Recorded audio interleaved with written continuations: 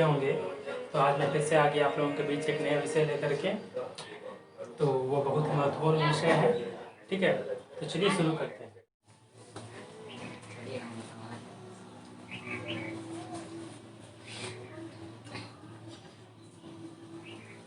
ठीक है, राज्यसभा को इंग्लिश में क्या कहते हैं? Council of state. क्या बोलते हैं?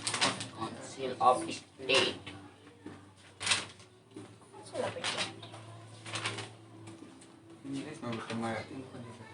ठीक है, इसको क्या बोला जाता है? राज्यसभा को इंग्लिश में काउंसिल ऑफ स्टेट बोला जाता है। ठीक है, अब देखो पहले इसको जानने के लिए क्या करेंगे, थोड़ा सा कुछ पीछे का चीज जान लेते हैं। ठीक है, पीछे का चीज यानी कि ये है संसद। ठीक है, ये संसद जो है तीन रूप से मिलके बना है। किससे? तीन रूप से मिलके बना है। ठीक है, पहला है राष्ट्रपति, दूसरा है राज्यसभा और तीसरा है लोकसभा। ठीक है, पहला जो है क्या है? राष्ट्रपति है, दूसरा राज्यसभा है और तीसरा लोकसभा है। ठीक है, अब देखो संविधान में, ठीक है, संविधान में अनुच्छेद जो होता है आर्टिकल, ठीक है, आर्टिकल यानी कि अनुच्छेद, ठीक है, 79 में, ठीक है, किसमें मिलता है? इसका संसद का वर्णन मिलता है संविधान के अनुच्छेद 79 में। ठीक है, राष्ट्रपति का जो मिलता है कहाँ पे? राष्ट्रपति का मिलता है 52 से लेकर के 62 तक। राष्ट्रपति का क्या मिलता है? इसमें निर्वाचन प्रक्रिया के बारे में दिया गया है। ठीक है, राज्यसभा जो आज हम पढ़ने वाले हैं, ठीक है, वो संविधान के किस अनुच्छेद में बोला गया है? ठीक है, संविधान के 80 अनुच्छेद 80 में। ठीक है, अब आते हैं लोकसभा के बारे में। लोकसभा को संविधान के अनुच्छेद कितना में? 81 में, ठीक है, बोला गया है। ठीक है, उसका गठन के बारे में, निर्वाचन के बारे में इसमें बोला गया है। लोकसभा के अनुच्छेद संविधान के अनुच्छेद 81 में। ठीक है, तो इसको एक तरह से याद कर सकते हैं। कैसे? ठीक है, याद करने का एक तरीका है। अगर मान लिया जाए तुमसे अगर पूछ दे कि संविधान जो है संसद जो है वो कितने आर्टिकल में है? ठीक है, राज्यसभा जो है कितने आर्टिकल में है? लोकसभा जो है कितने आर्टिकल में है? तो इसका शॉर्ट फॉर्म याद करके रखना। ठीक है, ये याद करना। सरला, एक छोटा सा नाम। ठीक है, एक छोटा सा नाम याद रखने से क्या होगा? हमको इसका अनुच्छेद पता चल जाएगा। जैसे कि मान लिया जाए 100 से क्या हो गया? संसद। संसद कितना में है? 79। ठीक है, रा यानी कि सरला, र से राज्यसभा किसमें है? 80 में। किसमें है?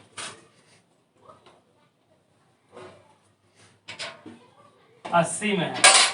ठीक है, अल्लाह मने क्या हो गया? लोकसभा। लोकसभा किसमें है? 81 में। समझ में आया?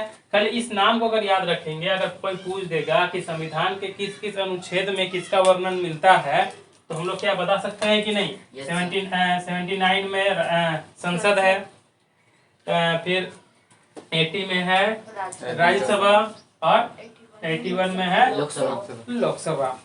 ठीक है, तो ये तो समझ में आया होगा, ये क्लियर होगा कॉन्सेप्ट। आगे बढ़े।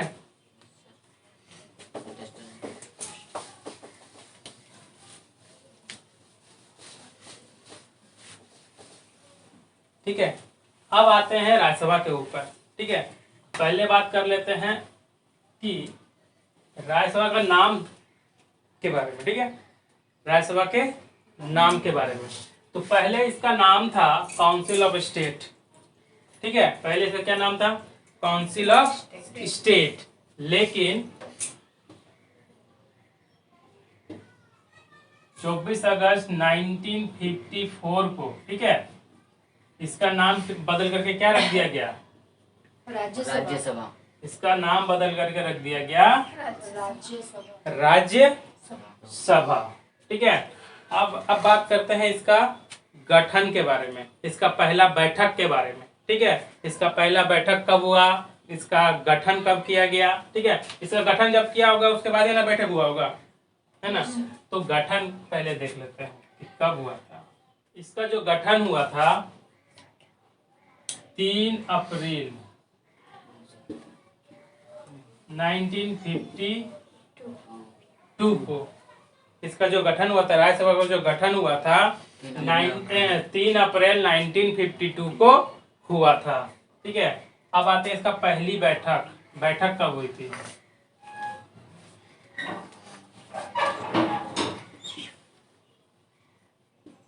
ठीक है, इसकी पहली बैठक जो हुई थी 13 मई 1952 को। ठीक है, इसका गठन हुआ था 3 अप्रैल 1952 को और इसकी पहली बैठक हुई थी 13 मई 1952 को। ठीक है, ये समझ में आया? Yes sir. अब बढ़ते हैं, अब इसका कुछ नाम के बारे में जानकारी ले लेते हैं। ठीक है, तो इस राज्यसभा को जो है वो कुछ नाम से जाना जाता है। ठीक है, पहला है उच्च सदन, अस्थाई सदन।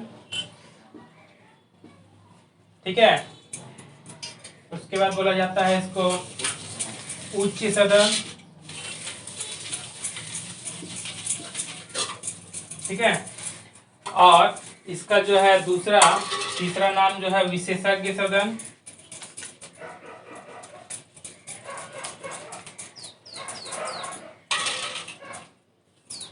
ठीक है, बेसिकली इन 3 नामों से राज्यसभा को जाना जाता है। ठीक है, ये समझ में आया? अब आगे बढ़ते हैं, अगला पॉइंट जो है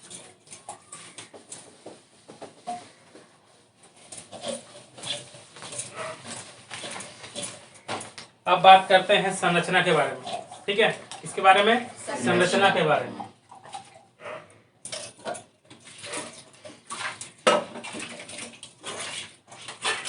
ठीक है, राज्यसभा की संरचना के अंतर्गत हम लोग क्या पढ़ेंगे? लोकसभा के सदस्यों के बारे में पढ़ेंगे। ठीक है, सॉरी, राज्यसभा के सदस्यों के बारे में पढ़ेंगे। तो राज्यसभा में जो है मैक्सिमम जो है सदस्य संख्या कितना है? 250। कितना है? 250। 250 क्या है?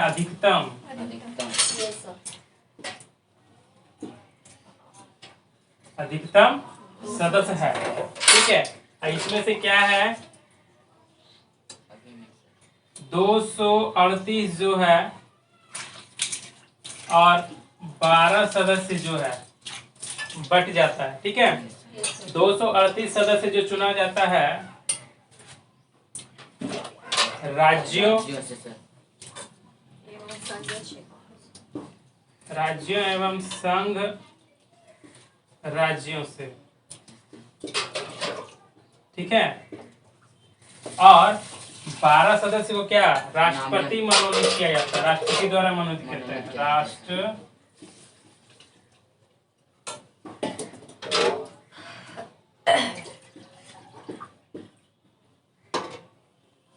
ठीक है, राष्ट्रपति द्वारा मनोनीत किया जाता है। लेकिन देखते हैं, यहाँ पे देखेंगे कि वर्तमान में जो है जो राज्यों से और केंद्र शासित राज्यों से 233 सदस्य लिए जाते हैं।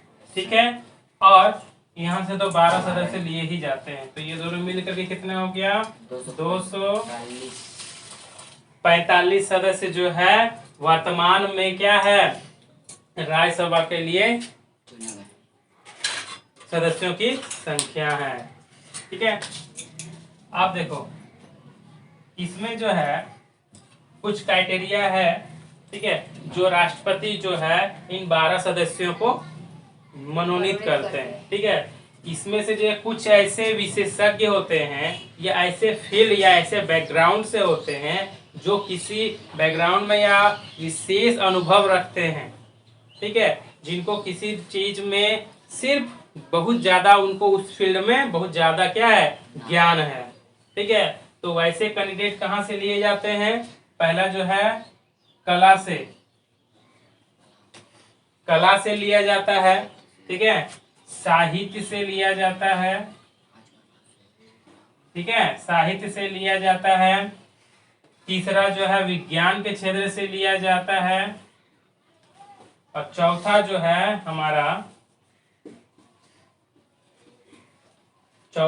हमारा समाज सेवी होना चाहिए। कौन होना चाहिए? ठीक है, समाज सेवी का मतलब जो समाज के बेहतरी के लिए जो लोग कार्य करते हैं। ठीक है, तो अब देखते हैं कि 12 सदस्य जो है, ठीक है, क्या सबसे अलग अलग करके माने बराबर बराबर लिया जाता है क्या? ठीक है, यानी कि कहने का मतलब है कि बराबर करने के लिए इससे 3 ले लिया जाता होगा, या तो 3 इससे लिया जाता होगा, या तो 3 इससे लिया जाता होगा, या तो 3 इससे लिया जाता होगा। लेकिन ये जरूरी नहीं है कि 12 सदस्य है तो ये 4 विभाग दिया गया है तो सबसे 3 करके ले लेंगे, लेकिन ये जरूरी नहीं है। ठीक है, इसमें क्या है, अगर मान लिया जाए सिर्फ कला के क्षेत्र से ही, ठीक है, कला के क्षेत्र से ही अगर 12 सदस्य अगर ले लेते हैं, अगर मिल जाता है तो उससे 12 सदस्य ले लेंगे। ठीक है, या तो अगर ऐसा है कि कला से अगर 6 मिल जाए और साहित्य से अगर कितना 6 मिल जाए, तो मिला करके कितने हो गए? 12। ऐसा जरूरी नहीं है कि सबसे अलग अलग करके लिया जाना चाहिए। ठीक है, सिर्फ 12 सदस्य जो है हो जाना चाहिए। ठीक है, अब देखो इसमें एक बात जानने वाला बात है कि राष्ट्रपति जो है खुद से इन 12 सदस्यों को मनोनीत नहीं करते हैं। ठीक है, इनके जो है मंत्री परिषद जो होते हैं,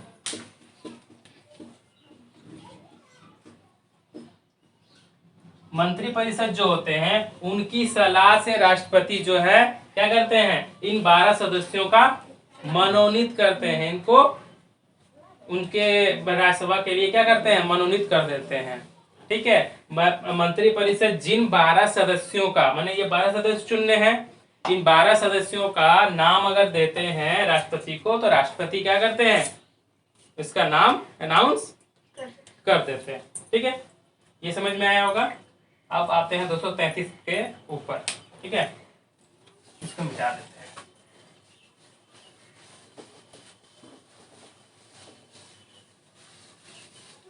आइए बात करते हैं 233 सदस्यों के बारे में। ठीक है, 233 सदस्य। ठीक है, 233 सदस्य जो है वो राज्यों से एवं संघ राज्यों से, ठीक है, संघ राज्यों से लिए जाते हैं। ठीक है, अब थोड़ा सा बात कर लेते हैं कि 233 सदस्य जो भी राज्यसभा के सदस्य हैं, ठीक है, संविधान में जो इसका सीटों का आवंटन है, ठीक है, वो मिलता है चौथी अनुसूची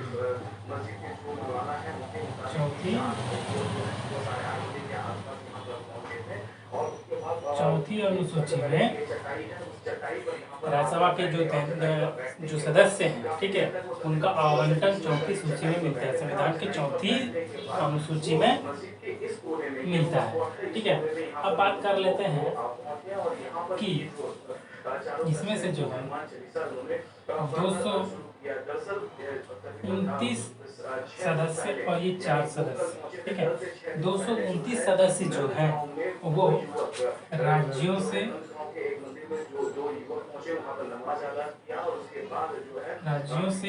जहां पर विधानसभा है, ठीक है, जहां विधान सभा है, ठीक है, और केंद्र शासित राज्य जो है, केंद्र शासित स्टेट से 2 ही ऐसे केंद्र शासित स्टेट है जहाँ पे विधानसभाएं हैं, ठीक है। तो वहाँ से क्या लिया जाता है, एक पहला जो है दिल्ली और पुदुचेरी, ठीक है। ये दोनों जो स्टेट है जहाँ पे विधानसभाएं हैं, वहाँ से क्या है 4 सीटें होंगी और एक सीट पुदुचेरी से होगी, ठीक है। अब आगे बढ़ते हैं, अब देख लेते हैं 229 स्टेट में जो है राज्यसभा की सीटें जो अलग अलग है, ठीक है। और इनकी जो सीटें जो निर्धारित की गई है ना, वो जनसंख्या के आधार पर निर्धारित की गई है। इसके अनुसार, जनसंख्या के अनुसार,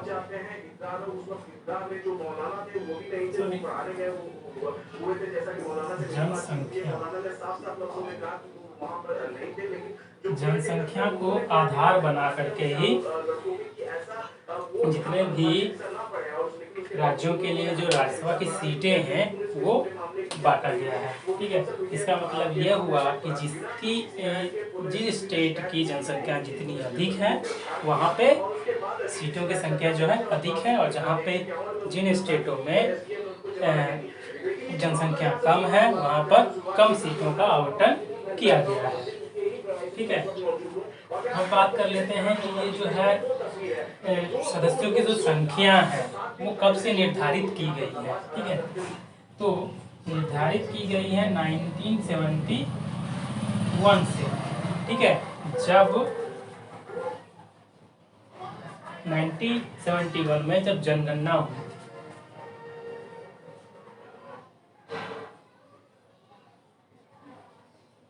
ठीक है।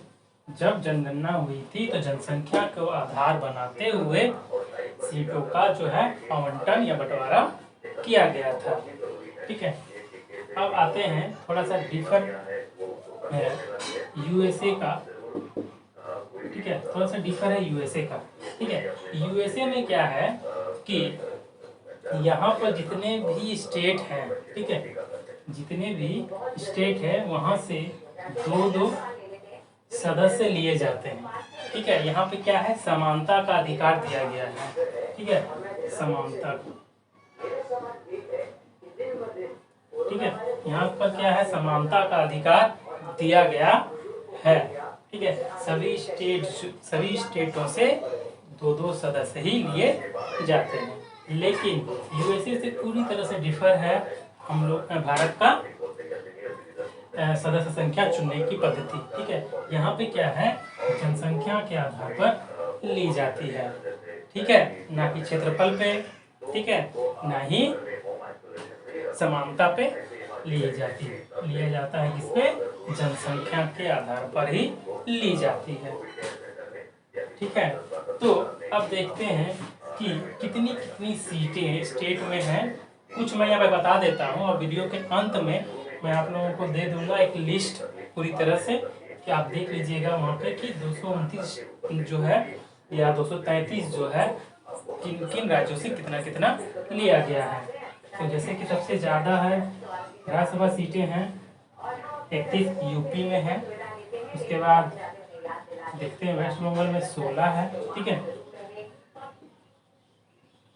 बिहार में भी 16 है, ठीक है, उड़ीसा में शायद 10 है, देख लीजिएगा आप लोग। फिर झारखंड में 6 राज्यसभा सीटें हैं। यहाँ पे देखिए दोस्तों गलत हो गया है, ठीक है, यहाँ पे 4 मैंने लिख दिया था, यहाँ पे 3 हो, ठीक है। तो ये समझ में आया है आप लोगों को, तो इसको हम मिटा दें और अगला पॉइंट की बात करें। अगला पॉइंट है वो है चुनाव करना,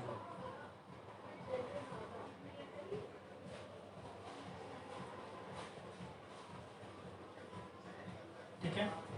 राज्यसभा के सदस्यों की चुनाव प्रणाली जो होती है वो अप्रत्यक्ष रूप से होती है,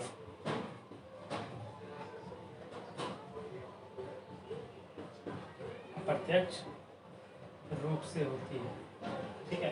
प्रत्यक्ष रूप से एक अनुपातित पद्धति लगाई जाती है, अनुपातिक अनुपातिक पद्धति, ठीक है, अनुपातिक पद्धति द्वारा एकल संक्रमणीय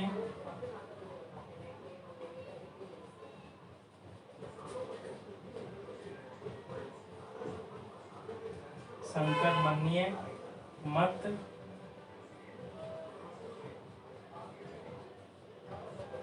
प्रणाली द्वारा राज्यसभा के सदस्यों का चुनाव किया जाता है।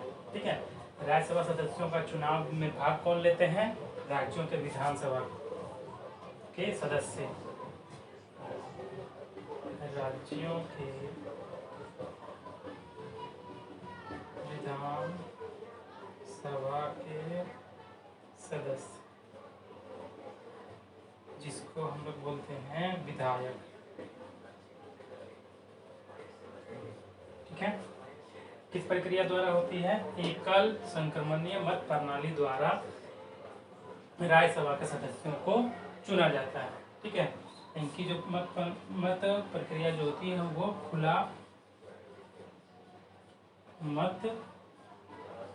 मत से इसकी प्रणाली यानी कि वोट दिया जाता है।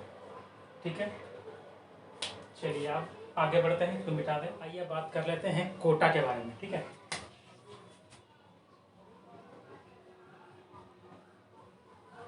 ठीक है, अब ये कोटा क्या है?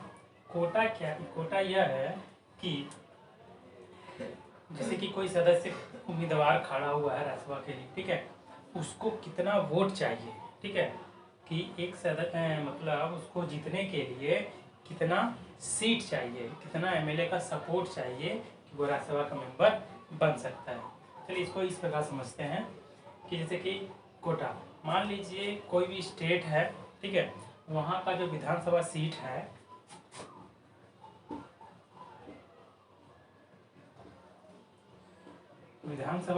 है मान लीजिए 200 है। ठीक है, कोई स्टेट को मान लेते हैं। ठीक है, तो अगर आप कोई स्टेट है और उस स्टेट में मान लिया जाए 7 क्या है राज्यसभा सीट, उस स्टेट में राज्यसभा जो सीटें हैं वो 7 है। ठीक है, 7 है, लेकिन जब इसमें से खड़ा कितने हो गए? 2 और। ठीक है, 2 और खड़ा हो गया यानी कि 9। ऐसे तो नहीं है ना कि मान लीजिए 7 सीट है तो 7 ही सीट पे लड़ा जाएगा, उससे मान लीजिए 7 सीट है उससे ज़्यादा भी कैंडिडेट खड़ा हो गया। ठीक है, इसका जो एक जो है मेंबर को कितना चाहिए वो निकालने के लिए हमको क्या करना पड़ेगा? जो राज्यों के विधानसभा जो सीटें हैं वो यानी कि 200, ठीक है, अब प्लस जितने राज्यसभा के लिए खड़े हुए उम्मीदवार वो 9, इसके साथ एक प्लस 1 बराबर। अब क्या करना है कि इसको ये हो गया 200, ये बटा में हो गया 10 प्लस 1 इक्वल टू 200 से इसको अगर घटा देते हैं तो हो जाता है ये 2 और 2 के साथ 1 जोड़ते हैं यानी कि 21 वोट। ठीक है, एक मेंबर को चाहिए कितना? एक मेंबर को कितना चाहिए जीतने के लिए? 21 वोट, यानी कि 21 एमएलए का सपोर्ट चाहिए एक कैंडिडेट को जीतने के लिए। ठीक है, एक कैंडिडेट को या तो 21 वोट यानी कि उसको अगर 21 एमएलए अगर सपोर्ट करते हैं तो वो राज्यसभा का क्या है? सदस्य बन सकता है। ठीक है, समझ में आया होगा? चलिए अब आगे बढ़ते हैं, इसकी योग्यता के बारे में बात कर सकते हैं। योग्यता के बारे में,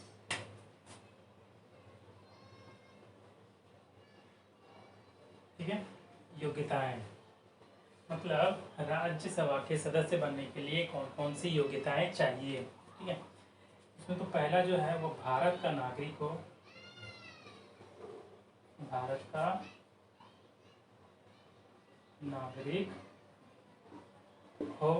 ठीक है, दूसरा है 30 वर्ष उम्र पूरी कर चुका हो, यानी कि 30 वर्ष का हो,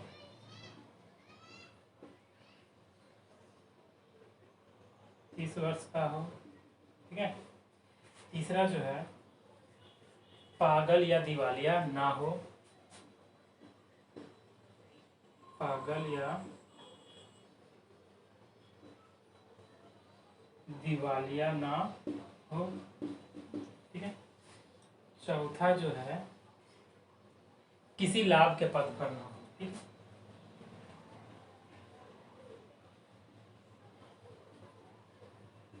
किसी लाभ के पद पर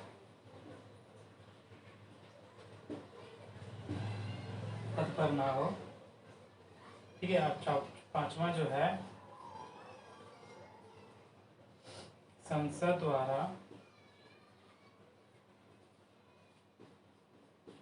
द्वारा बनाए गए और भी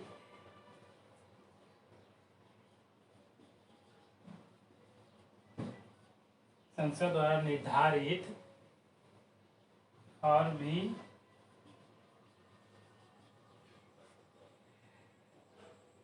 कार्य करने योग्य हो, ठीक है। तो यहाँ देखा जाता है कि राज्यसभा के लिए जो सदस्य है उसको ये सब क्राइटेरिया यानी कि ये सब योग्यता होना चाहिए, जिसके कारण जिससे वो राज्यसभा का सदस्य बन सकता है। योग्यता को हम अगर देखेंगे तो हम संविधान के अनुच्छेद 84 में इसके बारे में विस्तार से जानकारी दिया गया है। और किसी लाभ का पद के बारे में अगर पढ़ना है तो संविधान के अनुच्छेद 102 में विस्तार से जानकारी मिलेगा, ठीक है।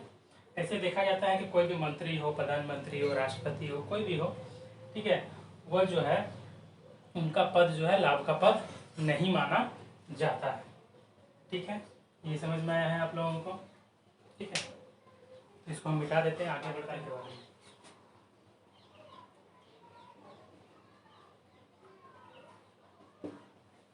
ठीक है, राज्यसभा का जो कार्यकाल होता है वो 6 वर्षों का होता है, 6 वर्ष का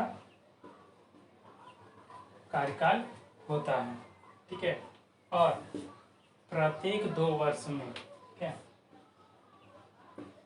प्रत्येक 2 वर्ष में 1/3 भाग सदस्यों को, ठीक है, अवकाश ग्रहण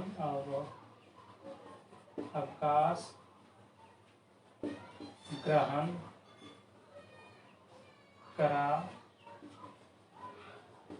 दिया जाता है, ठीक है। क्या होता है इसका जो चुनाव प्रक्रिया जो है, ठीक है, इसका कार्यकाल तो 6 वर्ष का होता है, ठीक है, लेकिन चुनाव जो है प्रत्येक 2 वर्ष में होता है, ठीक है, प्रत्येक 2 वर्ष में होता है। और 1/3 सदस्य को, ठीक है, 1/3 सदस्य को अवकाश ग्रहण करा दिया है, यानी कि उसको उनके पद से बैठा दिया जाता है, यानी कि रिटायर कर दिया जाता है, ठीक है। तो आप देखते हैं कि प्रत्येक 2 वर्ष में जो है वो चुनाव कैसे होता है, ठीक है। जैसे कि मान लीजिए अभी जो चल रहा है 2020 है, 2 साल बाद यानी कि 2022, ठीक है। फिर उसके बाद क्या है 2024, 2026, फिर 2028, ठीक है। हम लोग देखो 2-2 साल के अंतर पर हम लोग बनाएंगे। अब देखते हैं कि पहला साल क्या है, 1/3 सदस्य ले लिया। मान लिया जाए कितने सदस्य हैं टोटल, तो सदस्य हैं आपका मान लीजिए 60, ठीक है। कोई भी सदस्य राज्यसभा का सदस्य जो चुनना है उसमें से 60 लेना है, यानी कि इससे क्या है 1/3 भाग, यानी 1/3 सदस्य लेना है पहले, ठीक है। इसमें से 1/3 भाग अगर लेना है, यानी कि यहाँ 20 सदस्य, यहाँ पे फिर ये साल, फिर 20, फिर ये साल 20, यानी कि 20-20 60 हो गए, ठीक है।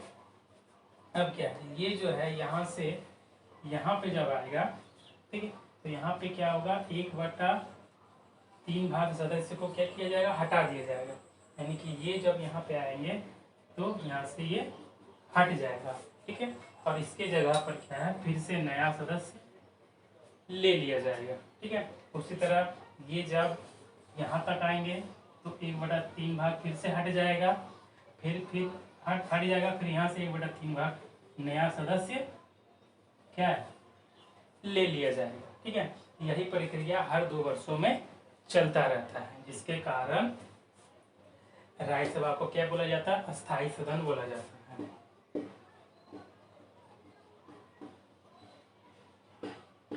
ठीक है, अस्थायी सदन बोला जाता है क्योंकि इसको कभी भंग नहीं किया जा सकता है।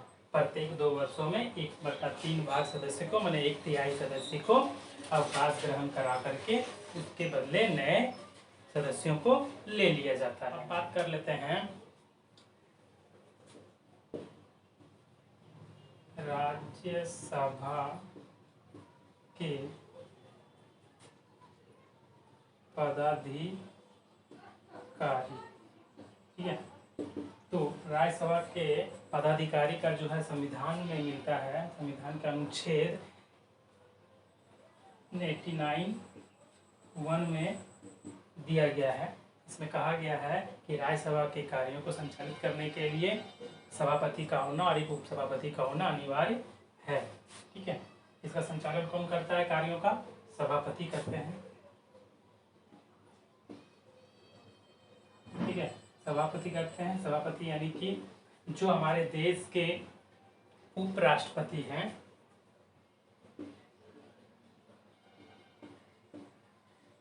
ठीक है। हमारे देश के जो उपराष्ट्रपति हैं वो राज्यसभा के सभापति के रूप में कार्य करते हैं, ठीक है। हम आते हैं उप सभापति के बारे में, ठीक है। उप सभापति जो है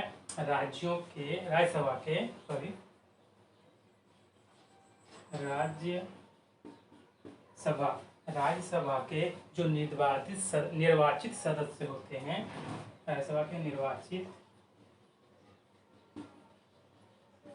निर्वाचित सदस्यों में से उपराष्ट्रपति को क्या किया जाता है, चुन लिया जाता है, ठीक है। उपराष्ट्रपति और राष्ट्रपति का जो कार्य हम डिस्कस कर लेते हैं। उपराष्ट्रपति का बेसिकली कार्य होता है, उपराष्ट्रपति जो है सभापति का सभापति तो करते हैं, कार्य का संचालन करते हैं, ठीक है। राज्यसभा में जितने भी सदस्य मौजूद हैं, ठीक है, उनको उनके कार्य के क्रम के अनुसार बोलने की आज्ञा देते हैं, ठीक है।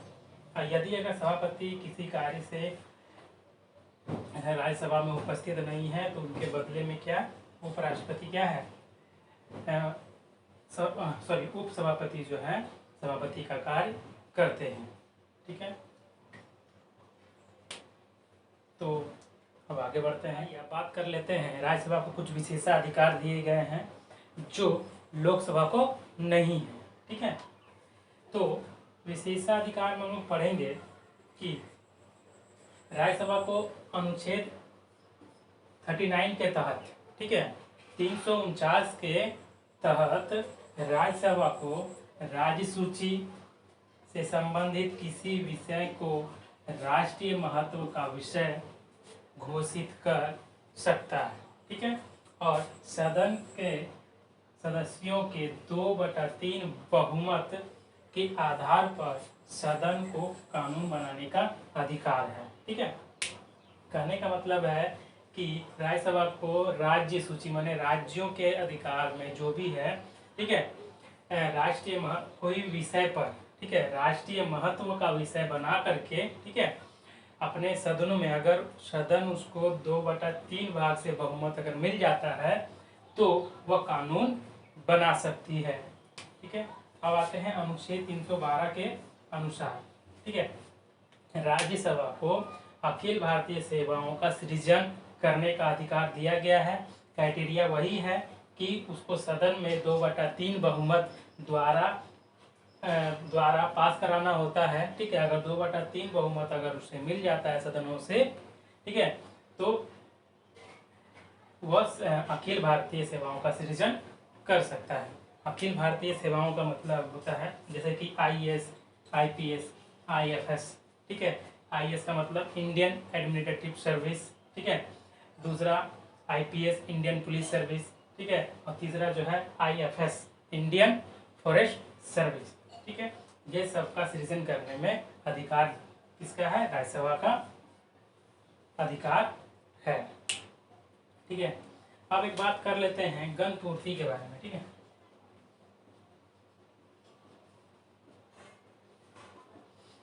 ठीक है, मैं ग्रीन पेन से लिख रहा हूँ क्या कि ब्लैक पेन जो है खत्म हो चुका है, ठीक है। तो गण पूर्ति जो है, गण पूर्ति का मतलब होता है बैठक। राज्यसभा का जो बैठक होता है, कितने सदस्य उसमें रहेंगे कि राज्यसभा का बैठक होगा, यानी कि 1/10, यानी कि पूरे सदस्यों में से जितने निर्वाचित सदस्य जितने हैं राज्यसभा के, उसमें से अगर 1/10 सदस्य अगर मौजूद है तो राज्यसभा की जो है कार्यवाही होगी, ठीक है। आई होप कि ये वीडियो आप लोगों को पसंद आया होगा, ठीक है। तो ऐसे ही वीडियो देखने के लिए आप मेरे चैनल को सब्सक्राइब कर लें, लाइक करें, कमेंट करें और दोस्तों के साथ अवश्य शेयर करें, ठीक है। अब मिलता हूँ मैं आप लोगों से एक नए